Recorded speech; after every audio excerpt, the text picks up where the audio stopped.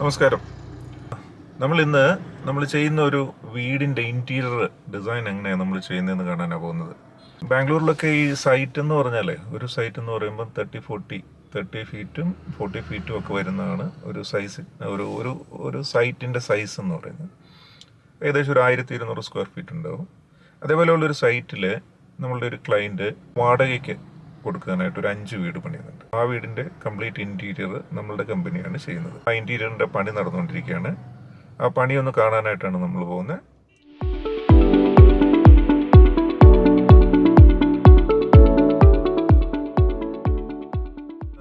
വീടുകളുടെ പ്രത്യേകിച്ച് ഇപ്പം ബാംഗ്ലൂർ പോലെയുള്ള സ്ഥലങ്ങളിൽ ഇൻഡിപെൻഡൻറ്റ് വീടുകളുമുണ്ട്, വില്ല പ്രൊജക്ട്സുകളുണ്ട്, കൂടാതെ അപ്പാർട്ട്മെൻറ്റ്സുകളുടെയൊക്കെ പണി നമ്മളുടെ ഫാക്ടറിയിൽ ചെയ്യുന്നുണ്ട്. സാധാരണയായിട്ട് നമ്മളുടെ ക്ലയൻറ്റ്സ് അവരൊരു വീട് വെക്കുന്ന സമയത്ത് തന്നെ നമ്മളുമായിട്ട് ബന്ധപ്പെടും. കാരണം ഇൻറ്റീരിയറിൽ തന്നെ നമുക്കറിയാം ഒരുപാട് ഇപ്പോഴത്തെ എല്ലാ ആളുകളും വാസ്തുവൊക്കെ നോക്കിയിട്ടാണ് വീട് വെക്കുന്നതും ഇൻറ്റീരിയറും ഒക്കെ ചെയ്യുന്നത്. അപ്പം നമുക്ക് ഇൻറ്റീരിയറിലൂടെ ഒരുപാട് കാര്യങ്ങൾ വാസ്തുപരമായിട്ടും ചെയ്യാനുണ്ട്. പ്രധാനമായിട്ടും വാർഡ്രോബുകളുടെ സ്ഥാനങ്ങൾ, ബെഡിൻ്റെ പൊസിഷൻസ്, ഇതൊക്കെ നമ്മളുമായിട്ട് സാധാരണ നമ്മുടെ ക്ലയൻറ്റ്സ് കൺസൾട്ട് ചെയ്യാറുണ്ട്. അപ്പോൾ അതനുസരിച്ച് നമ്മൾ ആദ്യം തന്നെ ഒരു 2D പ്ലാൻ അവരുടെ ഇപ്പോൾ ബിൽഡിങ്ങിൻ്റെ പ്ലാനിനോട് ചേർത്തുകൊണ്ട് തന്നെ നമ്മളൊരു ഇൻറ്റീരിയറിൻ്റെ 2D പ്ലാൻ ആദ്യം തയ്യാറാക്കും.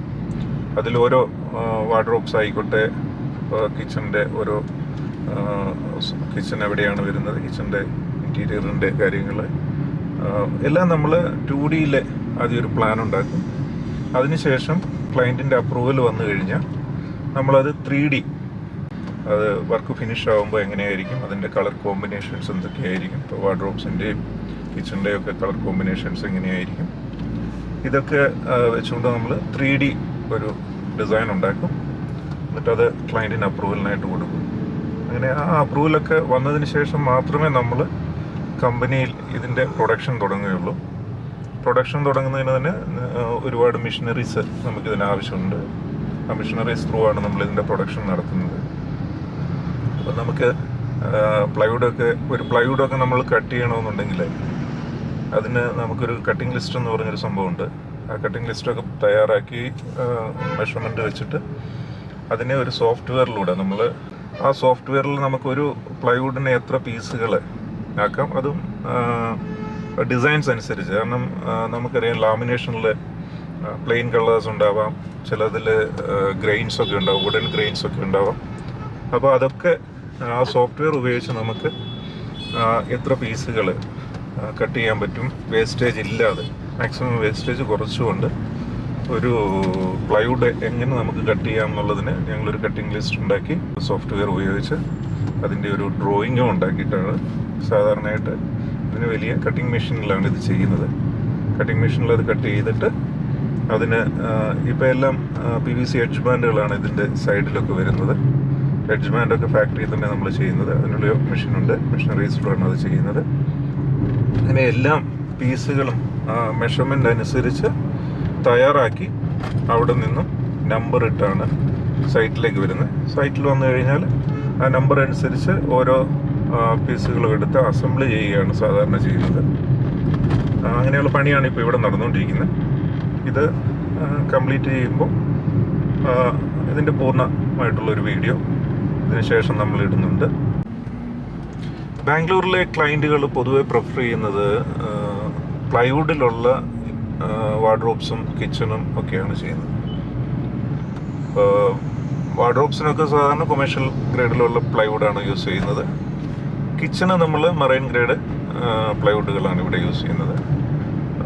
ഇവിടെ അങ്ങനെ അത്ര കേരളത്തിലെ പോലെ മൾട്ടിവുഡിൻ്റെ പണികൾ അത്രത്തോളം ഒന്നുമില്ല. കൂടുതലും പ്ലൈവുഡിലുള്ള ഫാക്ടറി മെയ്ഡ് ഇൻറ്റീരിയർ പരിപാടികളാണ് ഈ ബാംഗ്ലൂരിൽ കൂടുതലായിട്ടും ചെയ്യുന്നത്. ഞങ്ങളുടെ കമ്പനി ഉള്ളത് ബാംഗ്ലൂരിലെ ജാലഹള്ളി എന്ന് പറയുന്ന സ്ഥലത്താണ്. ഇതിന് കുറേ പ്രോസസ്സൊക്കെ ഉണ്ട്. ആ പ്രോസസ്സൊക്കെ നമുക്കിനി ഒരു വീഡിയോയിൽ കാണാം, നമ്മുടെ ഫാക്ടറിയിൽ എന്തൊക്കെ പ്രോസസ്സാണ് ഇതിൻ്റെ നടക്കുന്നത് എന്നൊക്കെയുള്ളത്. ഇത് നമ്മൾ ഈ വീടിൻ്റെ കംപ്ലീറ്റ്ലിയുള്ള ഇൻറ്റീരിയറാണ് ഇന്ന് നമ്മൾ കാണിക്കുന്നത്. ഈ പണി തീർന്നിട്ടില്ല, പണി നടന്നുകൊണ്ടിരിക്കുകയാണ്. അപ്പോൾ ഇത് പണിയെല്ലാം കഴിഞ്ഞതിന് ശേഷം ഒരു കംപ്ലീറ്റ് വീഡിയോ ഈ വീടിൻ്റെ നമ്മൾ ഇടുന്നുണ്ടാവും. എല്ലാവരും കാണണം കേട്ടോ.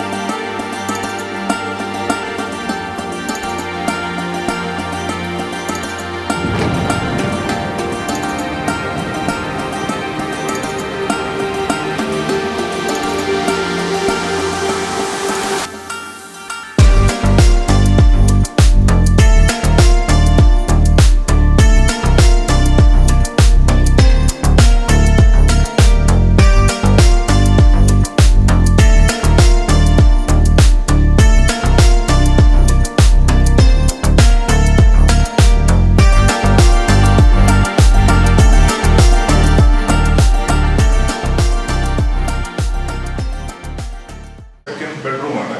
സെക്കൻഡ് ബെഡ്റൂമിലും നമ്മൾ നല്ലൊരു വാർഡ്രോബ് കൊടുത്തിട്ടുണ്ട്. ഈ വാർഡ്രോബിൽ 2 സൈഡുണ്ട്. അടുത്ത് വരുന്നത് ഡ്രസ്സിങ് ഏരിയയാണ്. ഇത് ഓപ്പൺ ഡോറാണ് ഇപ്പോൾ. നേരെ സ്റ്റോറേജ് ഉണ്ട്. ഇവിടെ ഒരു ബുക്ക് ഒരു ഹാങ്ങിങ് ടൈപ്പ് വരുന്നതാണ്. 2 ഡ്രോയേഴ്സ് ഉണ്ട്. പിന്നെ നമുക്ക് ഡ്രസ്സിങ്ങിനെ നോക്കിയല്ലേ ഇതിലൊരു മിറർ വരും. നമുക്ക് സ്റ്റോറേജസ് ഉണ്ട് ആവശ്യമുണ്ട്. താഴെ ഡ്രോയേഴ്സ് വരുന്നുണ്ട്.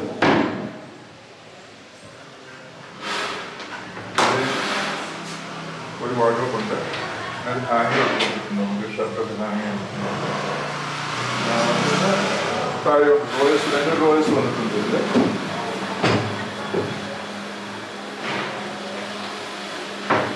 മേലെ ലോഫ്റ്റ് മേലെ ഓവർഹെഡ് കൊടുത്തിട്ടുണ്ട്.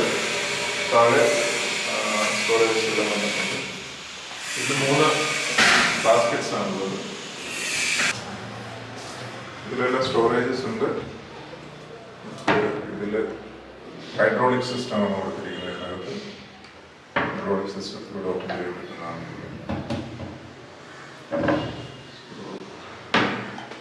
ഇവിടെയും സ്റ്റോറേജ് വരുന്നുണ്ട്.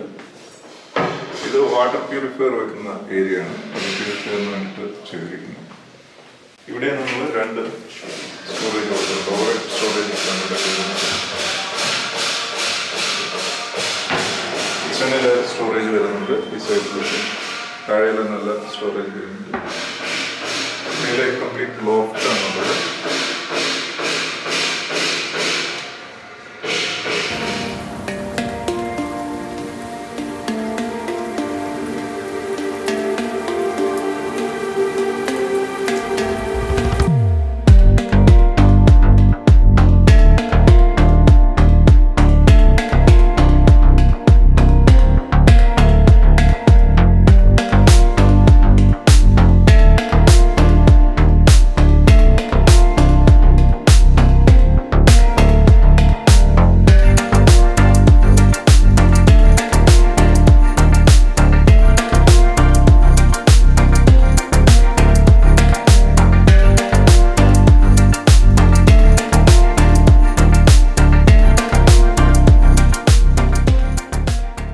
അപ്പോൾ ഇന്നത്തെ ഈ വീടിൻ്റെ വിശേഷങ്ങൾ നിങ്ങൾക്കൊക്കെ ഇഷ്ടപ്പെട്ടു എന്ന് വിചാരിക്കുന്നു. ഇനി മറ്റൊരു വീഡിയോയുമായിട്ട് വീണ്ടും കാണുന്നവരെ എല്ലാവർക്കും ബൈ.